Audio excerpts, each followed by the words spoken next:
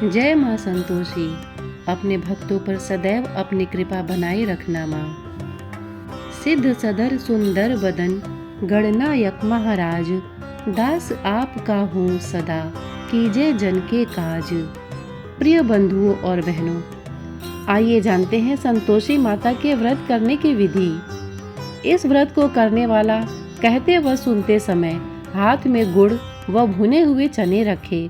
सुनने वाले संतोषी माता की जय, संतोषी माता की जय, इस प्रकार जय जयकार मुख से बोलते जाएं। कथा समाप्त होने पर हाथ का गुड़ चना गौ माता को खिलावे।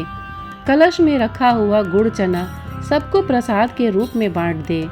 कथा से पहले कलश को जल से भरे, उसके ऊपर गुड़ चने से भरा कटोरा रखे। कथा समाप्त होने और आरती होने के बाद कलश के जल को घर में सब जगहों पर छिड़के और बचा हुआ जल तुलसी की क्यारी में डाल देवे। सवा आने का गुड़ चना लेकर माता का व्रत करे। सवा पैसे का गुड़ ले तो भी कोई आपत्ति नहीं।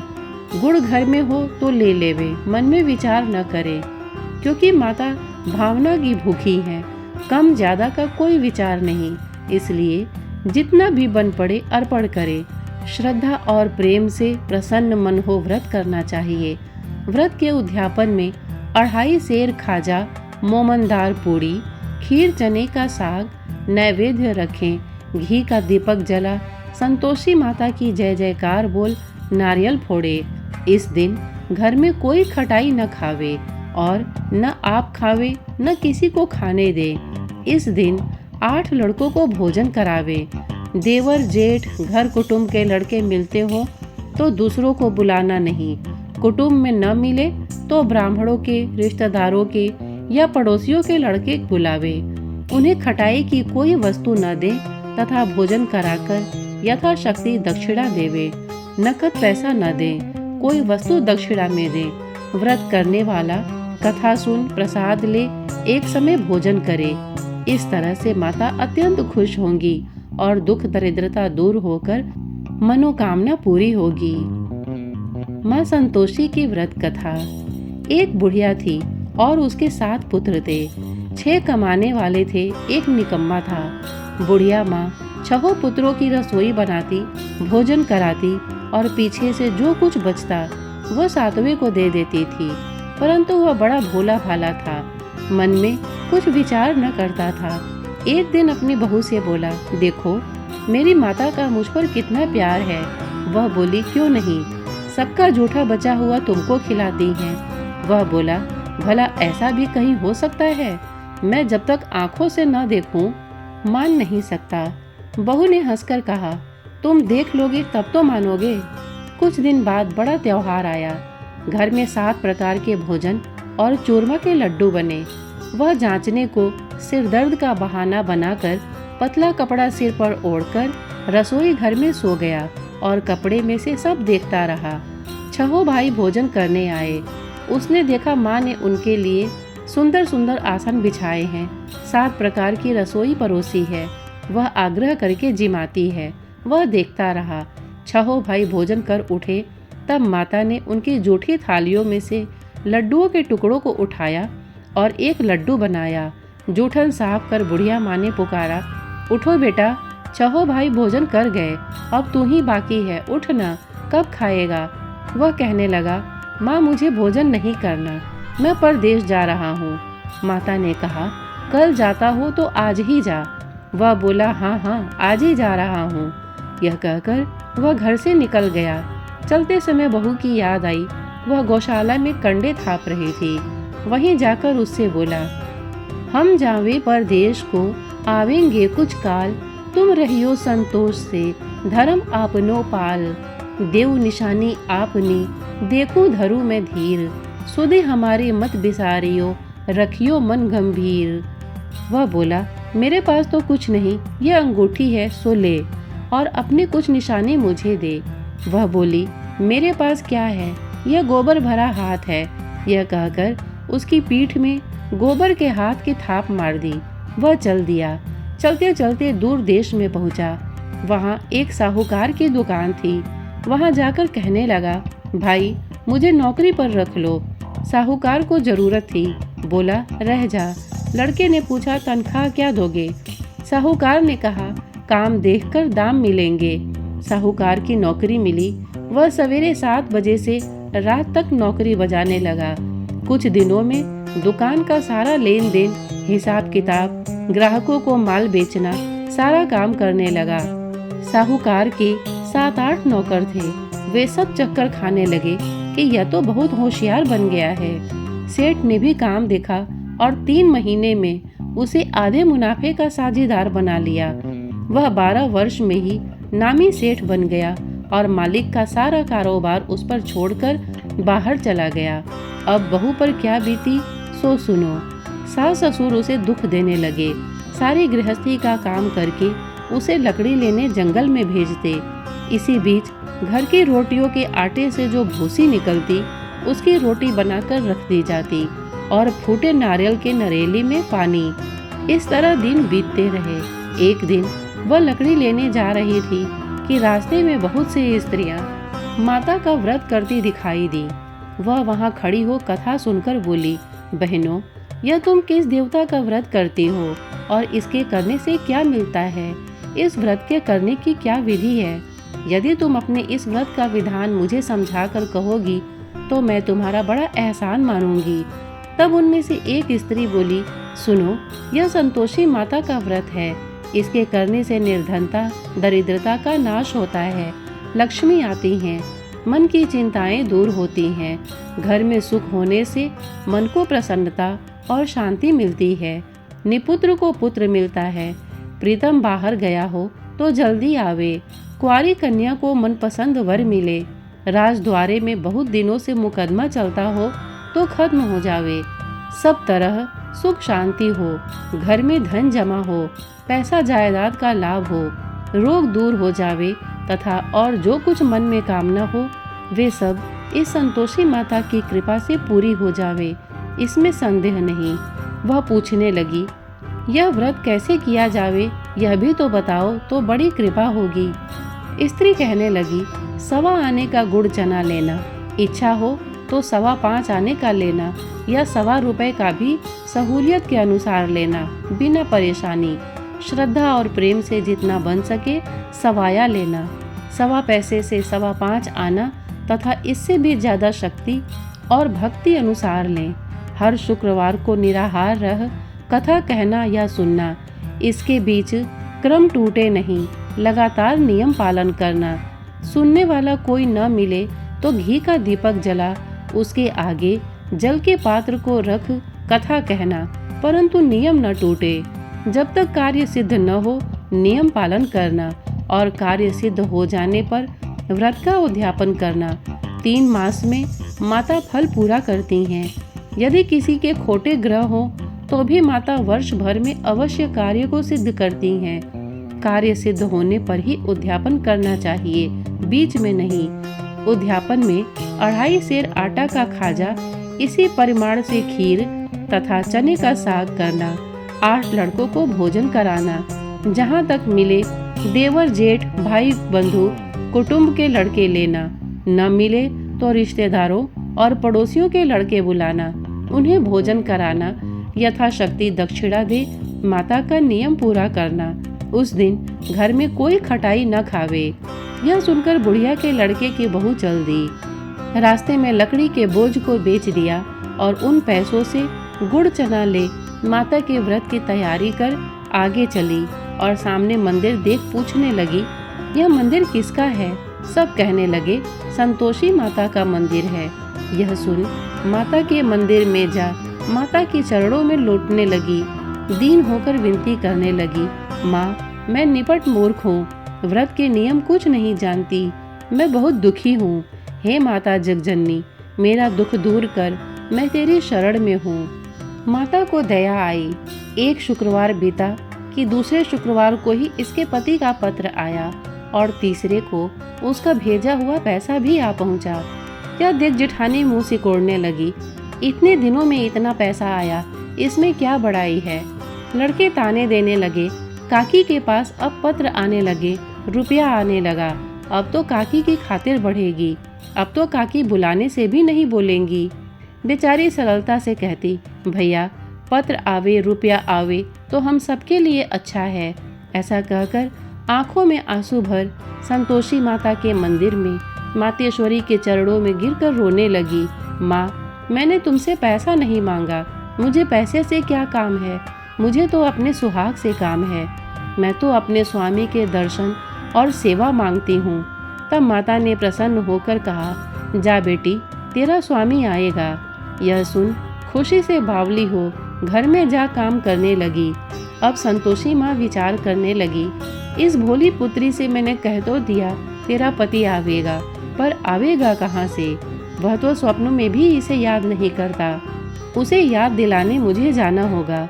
इस तरह माता बुढ़िया के बेटे के पास जा स्वप्न में प्रकट हो कहने लगी, साहूकार के बेटे, सोता है या जागता है? वह बोला, माता सोता भी नहीं हूँ, जागता भी नहीं हूँ, बीच में ही हूँ, कहो क्या आज्ञा है? माँ कहने लगी, तेरा घर बार कुछ है या नहीं? वह बोला, मेरा सब कुछ है माता, माँ बाप भाई बहन बहू, क्या कमी है? माँ बोली, भोले पुत्र, तेरी स्त्री घोर कष्ट उठा रही है, माँ बाप उसे दुख दे रहे हैं, वह तेरे लिए तरस रही है, उसकी सुधि ले। वह बोला, हाँ माता, यह तो मुझे मालूम है, परंतु मैं जाऊं तो जाऊं कैसे? परदेश की बात है, लेन देन का कोई हिसाब नहीं, कोई जाने का रास्ता नजर नहीं आता, कैसे चला जाऊं? माँ कहने लगी, मेरी बात मान, सवेरे नहा धोकर संतोषी माता का नाम ले, घी का दीपक जला, दंडवत कर दुकान पर जा बैठना। देखते देखते तेरा लेन देन सब चुक जाएगा, जमा माल बिक जाएगा, सांझ होते होते धन का ढेर लग जाएगा। जब सवेरे बहुत जल्दी उठ उसने लोगों से अपने सपने की बात कही तो वे सब उसकी बात अनसुनी कर दिल लगी उड़ाने लगे, कहीं सपने भी सच होते हैं। एक बूढ़ा बोला, देख भाई, मेरी बात मान, इस प्रकार साथ झूठ करने के बदले देवता ने जैसा कहा है वैसा ही करने में तेरा क्या जाता है? वह बूढ़े की बात मान स्नान कर संतोषी माता को दंडवत कर घी का दीपक जला दुकान पर जा बैठा। थोड़ी देर में वह क्या देखता है कि देने वाले रुपया लाए, लेने वाले हिसाब लेने लगे। कोठे में भरे सामानों के खरीदार नकद दाम में सौदा लेने लगे। शाम तक धन का ढेर लग गया। माता का चमत्कार देख प्रसन्न हो मन में माता का नाम ले घर जाने के वास्ते गहना कपड़ा खरीदने लगा और वहाँ के काम से निपट वह घर को रवाना हुआ। वहाँ बहू बेचारी जंगल में लकड़ी लेने जाती है। लौटते वक्त माँ के मंदिर पर विश्राम करती है। वह तो उसका रोजाना रुकने का स्थान था। दूर से धूल उड़ती देख वह माता से पूछती है, हे माता, यह धूल कैसी उड़ रही है? माँ कहती है, हे पुत्री, तेरा पति आ रहा है, अब तू ऐसा कर, लकड़ियों के 3 बोझ बना ला, एक नदी किनारे रख, दूसरा मेरे मंदिर पर और तीसरा अपने सिर पर रख। तेरे पति को लकड़ी का गट्ठा देखकर मोह पैदा होगा, वह वहाँ रुकेगा, नाश्ता पानी बना खाकर माँ से मिलने जाएगा। तब तू लकड़ियों का बोझ उठाकर घर जाना और बीच चौक में गट्ठा डालकर 3 आवाजें जोर से लगाना, लो सासू जी, लकड़ियों का गट्ठा लो, भूसी की रोटी दो और नारियल के नरौली में पानी दो, आज कौन मेहमान आया है? माँ की बात सुन बहू बहुत अच्छा माता कहकर प्रसन्न हो लकड़ियों के 3 गट्ठे ले आई। एक नदी तट पर, एक माता के मंदिर पर रखा। इतने में ही एक मुसाफिर आ पहुंचा। सूखी लकड़ी देख उसकी इच्छा हुई कि अब यहीं विश्राम करे और भोजन बना खाकर गांव जाए। इस प्रकार भोजन बना विश्राम ले वह गांव को गया। सबसे प्रेम से मिला। उसी समय बहू सिर पर लकड़ी का गट्ठा लिए आती है। लकड़ी का भारी बोझ आंगन में डाल जोर से 3 आवाज देती है, लो सासू जी, लकड़ी का गट्ठा लो, भूसे की रोटी दो, नारियल के नरौली में पानी दो, आज मेहमान कौन आया है? यह सुनकर उसकी सास आ उसके दिए हुए कष्टों को भुलाने हेतु कहती है, बहू ऐसा क्यों कहती है? तेरा मालिक ही तो आया है, आ बैठ, मीठा भात का भोजन कर, कपड़े गहने पहन। इतने में आवाज सुन उसका स्वामी बाहर आता है और अंगूठी देखकर व्याकुल हो माँ से पूछता है, माँ यह कौन है, यह कौन है। माँ कहती है, बेटा यह तेरी बहू है। आज 12 वर्ष हो गए, तू जब से गया है तब से सारे गांव में जानवर की तरह भटकती फिरती है। काम काज घर का कुछ करती नहीं, 4 समय आकर खा जाती है। अब तुझे देखकर भूसी की रोटी और नारियल की नरेली में पानी मांगती है। वह लज्जित हो बोला, ठीक है माँ, मैंने इसे भी देखा है और तुम्हें भी देखा है। अब मुझे दूसरे घर की ताली दो, उसमें रहूं। तब माँ बोली, ठीक है बेटा, जैसी तेरी मर्जी, कहकर ताली का गुच्छा पटक दिया। उसने ताली ले दूसरे कमरे में, जो तीसरे मंजिल के ऊपर था, खोलकर सारा सामान जमाया। एक दिन में ही वहाँ राजा के महल जैसा ठाट बाट बन गया। अब क्या था, वे दोनों सुखपूर्वक रहने लगे। इतने में अगला शुक्रवार आया। बहू ने अपने पति से कहा कि मुझे माता का उद्यापन करना है। पति बोला, बहुत अच्छा, खुशी से करो। वह तुरंत ही उद्यापन की तैयारी करने लगी। जेठ के लड़कों को भोजन के लिए कहने गई। उसने मंजूर किया, परंतु पीछे जेठानी अपने बच्चों को सिखलाती है, देखो रे, भोजन के समय सब लोग खटाई मांगना, जिससे उसका उद्यापन पूरा न हो। लड़के जिमने आए, खीर पेट भर कर खाई, परंतु याद आते ही कहने लगे, हमें कुछ खटाई दो, खीर खाना हमें भाता नहीं, देखकर अरुचि होती है। बहू कहने लगी, खटाई किसी को नहीं दी जाएगी, यह तो संतोषी माता का प्रसाद है। लड़के उठ खड़े हुए, बोले, पैसा लाओ। भोली बहू कुछ जानती नहीं थी, सो उन्हें पैसे दे दिए। लड़के उसी समय जा करके इमली लाकर खाने लगे। यह देखकर बहू पर माताजी ने कोप किया। राजा के दूत उसके पति को पकड़ ले गए। जेठ जेठानी मनमाने खोटे वचन कहने लगे, लूट लूट कर धन इकट्ठा कर लाया था, सो राजा के दूत पकड़ कर ले गए। अब सब मालूम पड़ जाएगा जब जेल की हवा खाएगा। बहू से यह वचन सहन नहीं हुए। रोती रोती माता के मंदिर गई। हे माता, तुमने यह क्या किया? हंसाकर अब क्यों रुलाने लगी? माता बोली, पुत्री, तूने उद्यापन करके मेरा व्रत भंग किया है। इतनी जल्दी सब बातें भुला दी। वह कहने लगी, माता, भूली तो नहीं हूँ, न कुछ अपराध किया है। मुझे तो लड़कों ने भूल में डाल दिया, मैंने भूल से उन्हें पैसे दे दिए, मुझे क्षमा करो माँ। माँ बोली, ऐसी भी कहीं भूल होती है? वह बोली, माँ मुझे माफ़ कर दो, मैं फिर तुम्हारा उद्यापन करूँगी। माँ बोली, अब भूल मत जाना। वह बोली, अब भूल न होगी। माँ अब बतलाओ वो कैसे आएंगे? माँ बोली, जा पुत्री, तेरा पति तुझे रास्ते में ही आता मिलेगा। वह घर को चली। राह में पति आता मिला। उसने पूछा, तुम कहाँ गए थे? तब वह कहने लगा, इतना धन कमाया है, उसका टैक्स राजा ने मांगा था, वह भरने गया था। वह प्रसन्न हो बोली, भला हुआ, अब घर चलो। कुछ दिन बाद फिर शुक्रवार आया।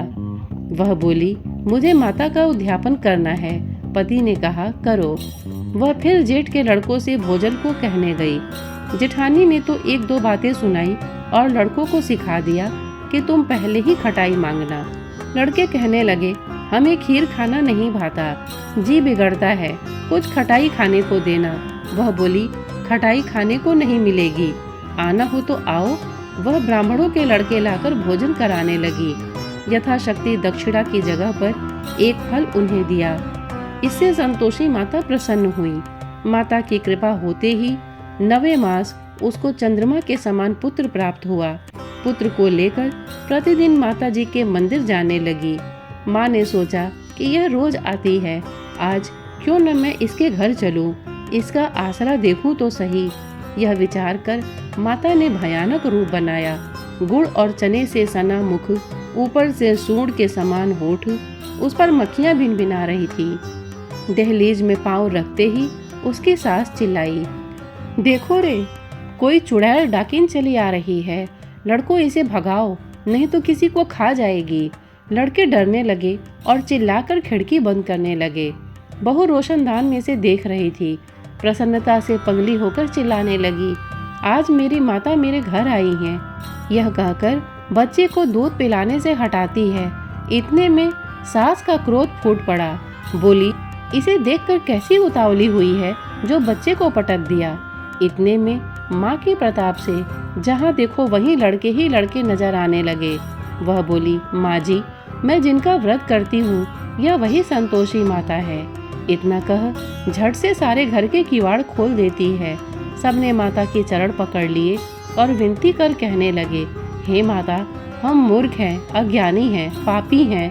तुम्हारे व्रत की विधि हम नहीं जानते। तुम्हारा व्रत भंग कर हमने बहुत बड़ा अपराध किया है।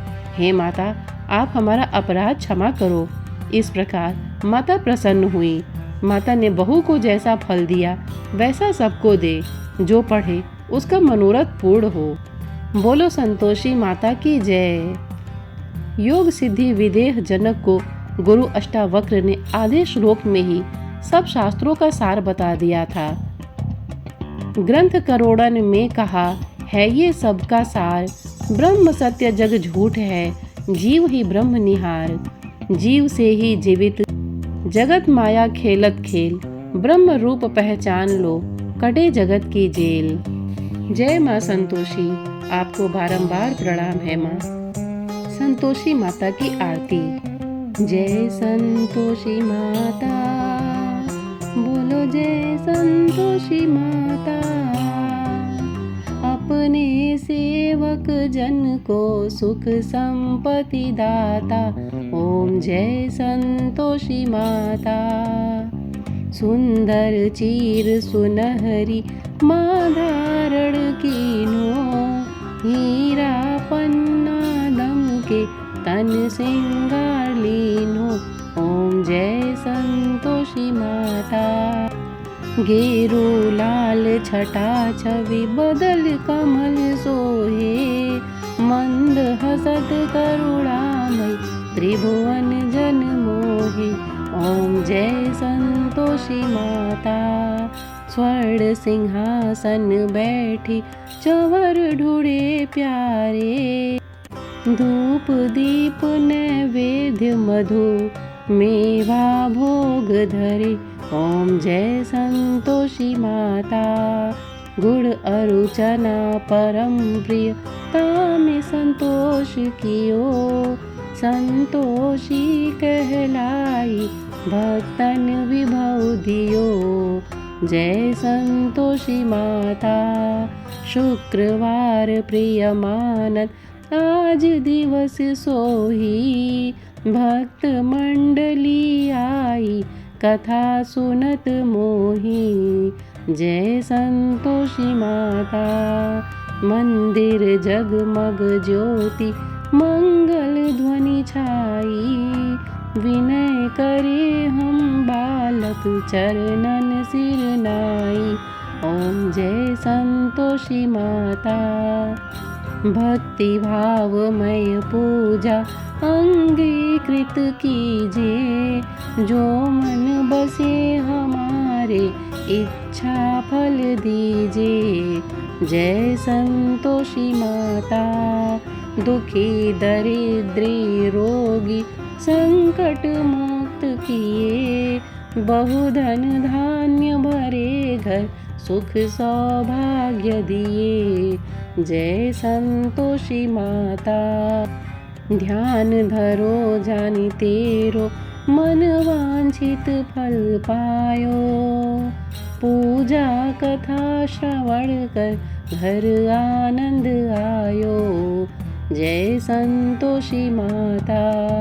शरण गहे के लज्जा रखियो जगदम्बे। संकट तू ही निवारे दयामयी अम्बे। जय संतोषी माता। संतोषी माँ की आरती जो कोई नर गावे। रिद्धि सिद्धि सुख संपत्ति जी भर के पावे। जय संतोषी माता।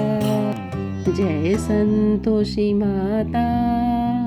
ओम जय संतोषी माता। अपने सेवक जन को सुख संपत्ति दाता।